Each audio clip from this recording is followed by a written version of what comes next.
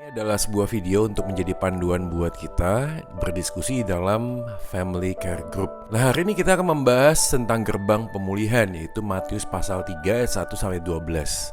Nanti teman-teman bisa langsung membacanya dan kita akan memperhatikan beberapa hal yang penting di dalam bagian ini. Waktu kita melihat pasal 3 ayat yang kelima, dikatakan maka datanglah kepada Yohanes Pembaptis, penduduk dari Yerusalem, dari seluruh Yudea dan dari seluruh daerah sekitar Yordan.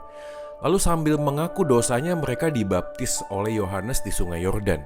Tetapi waktu ia melihat banyak orang Farisi dan orang Saduki datang untuk dibaptis, berkatalah ia kepada mereka, "Hai kamu keturunan ular beludak, siapakah yang dapat mengatakan kepada kamu bahwa kamu dapat melarikan diri dari murka yang akan datang?" Ayat yang ke-8 dikatakan, "Jadi hasilkanlah buah yang sesuai dengan pertobatan." Bicara tentang sebuah pemulihan, mungkin kita sedang berpikir tentang sebuah pemulihan ekonomi, pemulihan dari sakit penyakit secara fisik mungkin, pemulihan di dalam hubungan orang tua dengan anak, pemulihan relasi antara suami dan istri dan lain sebagainya.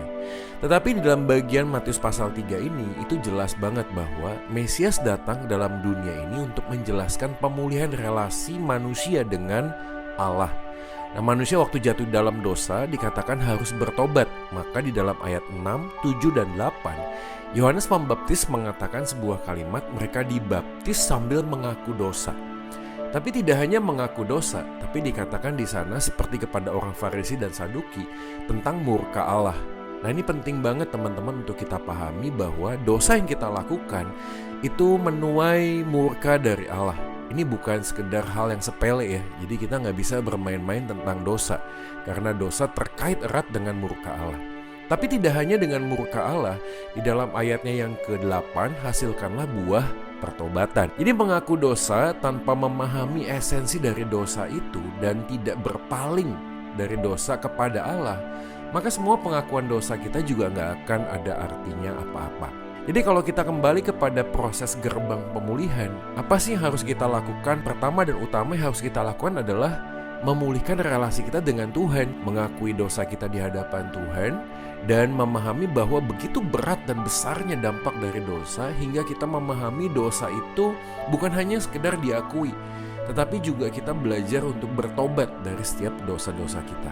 Pengakuan tanpa pertobatan itu adalah sebuah pengkhianatan dari hukum kasih. Maka orang yang bertobat akan menghasilkan buah pertobatan. Jadi dalam bagian ini kita bisa memahami pemulihan ekonomi tidak akan punya arti apa-apa kalau kita tidak berpaling lebih dahulu dan memahami bahwa hidup ini tentang Tuhan, bukan tentang materi yang kita bisa dapatkan. Pemulihan relasi suami istri juga demikian, karena konflik di dalam keluarga itu tidak akan pernah bisa kita hindari. Tapi kalau kita sudah mengalami pengampunan di dalam Tuhan, kita akan belajar mengampuni pasangan kita. Demikian juga pemulihan secara fisik. Saya tahu ini tidak gampang, tidak mudah. Tapi kalaupun kita memohon kepada Tuhan dipulihkan secara fisik, tapi kita nggak ngerti kalau kita sudah sembuh kita mau ngapain, itu pun tidak akan berarti apa-apa. Jadi kalau kita hari ini belajar tentang gerbang pemulihan, ada baiknya kita memikirkan ulang sebuah pemulihan relasi dengan Allah. Anda bayangkan kalau Anda melihat sebuah mobil dengan semua fitur yang canggih, mobil yang sangat luar biasa, keren dan mahal sekali, dengan segala sesuatu yang luar biasa, menakjubkan. Tapi mobil itu nggak bisa jalan. Nah, buat apa? Karena mobil diciptakan untuk bisa dikendarai dan berjalan untuk membawa kita dari satu tempat ke tempat yang lain. Secanggih apapun mobil tersebut, kalau nggak bisa jalan, nggak akan ada artinya. Demikian juga dengan hidup kita.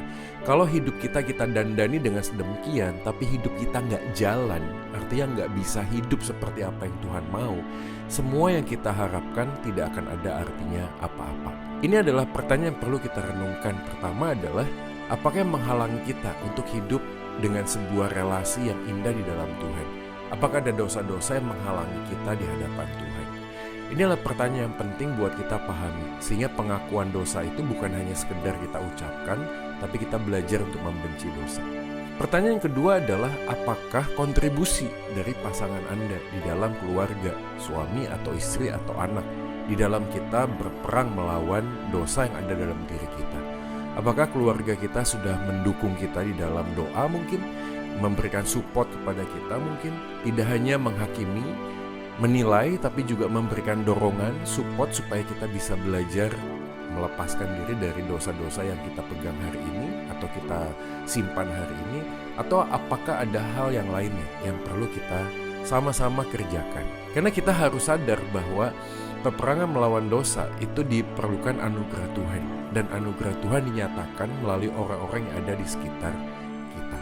Nah, kiranya dua pertanyaan ini menjadi refleksi kita di dalam family care group kita masing-masing. Selamat berproses menjadi semakin serupa dengan Kristus.